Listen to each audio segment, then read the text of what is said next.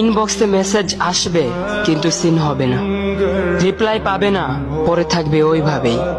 কেউ কেউ হয়তো অপেক্ষায় থাকবে, এই বুঝি আসলো অনলাইনে। আবার কেউ কেউ হয়তো টেরও পাবে না, কেউ একজন নেই, কেউ একজন হারিয়ে গেছে।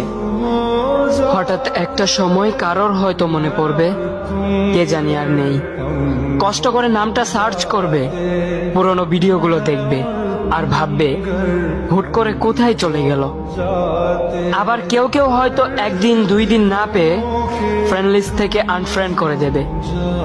যখন আমি থাকবো না তখন আমার স্মৃতি কারোর মনে পড়বে, হয়তো পড়বে আবার হয়তো পড়বে না।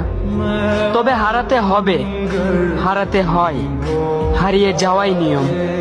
পার্থক্য একটাই, কেউ আয়োজন করে হারায় আর কেউ হুট করে হারায়। আমি না হয় হুট করে হারিয়ে যাব।